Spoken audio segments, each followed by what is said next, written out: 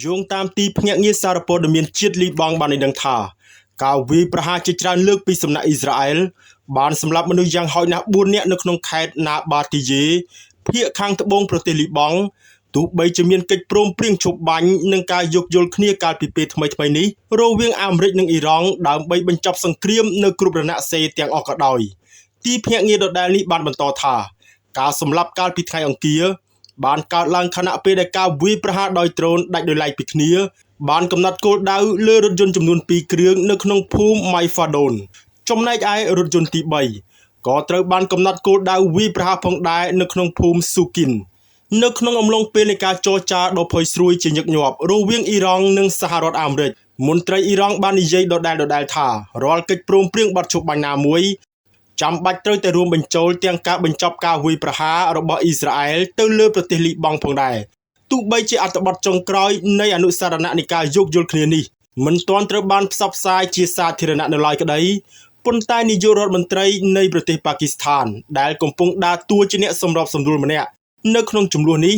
បាននិយាយកាលពីថ្ងៃច័ន្ទថាកិច្ចព្រមព្រៀងនេះបានគ្រោងរាប់បញ្ចូលនូវការបញ្ឈប់ជាបន្ទាន់នៅរាល់ប្រតិបត្តិការយោធា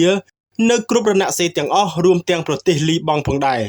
រដ្ឋមន្ត្រីការបរទេសអ៊ីរ៉ង់លោកអាប់បាសអារ៉ាជីបានមានប្រសាសន៍កាលពីថ្ងៃអង្គារថា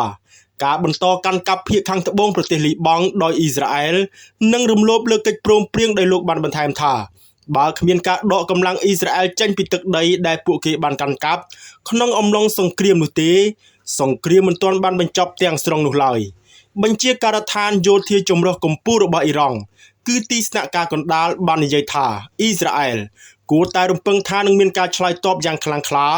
ពីសំណាក់កងកម្លាំងប្រដាប់អាវុធអ៊ីរ៉ង់ប្រសិនបើខ្លួនមិនបញ្ឈប់ការវាយប្រហារលើភាគខាងត្បូងប្រទេសលីបង់នោះទេនៅក្នុងកិច្ចសន្ទនាតាមទូរស័ព្ទជាមួយប្រធានសហភាពលីបង់អ្នកចរចាកម្ពុជារបស់អ៊ីរ៉ង់លោកមូហាម៉ាត់បាហ្គើហ្គាលីបោវបានអំពាវនាវឲ្យសហរដ្ឋអាមេរិកបង្ខំឲ្យអ៊ីស្រាអែលបញ្ចប់សង្គ្រាមរបស់ខ្លួនលើប្រទេសលីបង់បញ្ឈប់ការកំទេចផ្ទះសម្បែងនិងដកខ្លួនចេញពីទឹកដីលីបង់ដែលកំពុងត្រូវបានកាន់កាប់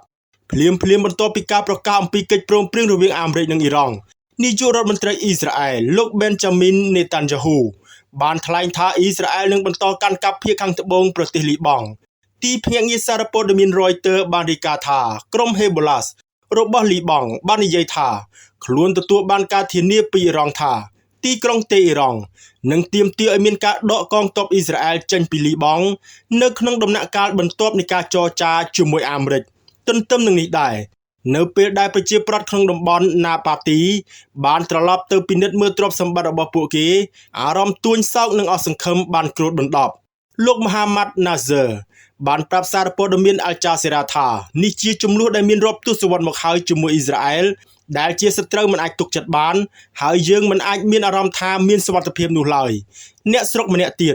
ឈ្មោះហ៊ូសែនបាហ្គ្រេឌីនបាននិយាយថាកងទ័ពអ៊ីស្រាអែលកំពុងព្យាយាមកាន់កាប់ទីតាំងដែលខ្លួនធ្លាប់គ្រប់គ្រងអំឡុងពេលការកាន់កាប់ភាគខាងត្បូងលីបង់ក្នុងទសវត្សរ៍ឆ្នាំ1990ប៉ុន្តែក្រុមតស៊ូកំពុងរារាំងពួកគេមិនឲ្យធ្វើបែបនោះបានឡើយយោងតាមក្រសួងសុខាភិបាលរបស់លីបង់បានដឹងថាចាប់តាំងពីការផ្ទុះឡើងវិញនៃការប្រយុទ្ធគ្នាកាលពីថ្ងៃទី2ខែមិថុនាមនុស្សយ៉ាងហោចណាស់3826នាក់ត្រូវបានសម្លាប់ដោយការវាយប្រហាររបស់អ៊ីស្រាអែលនៅក្នុងប្រទេសលីបង់និង11851នាក់ផ្សេងទៀតបានរងរបួស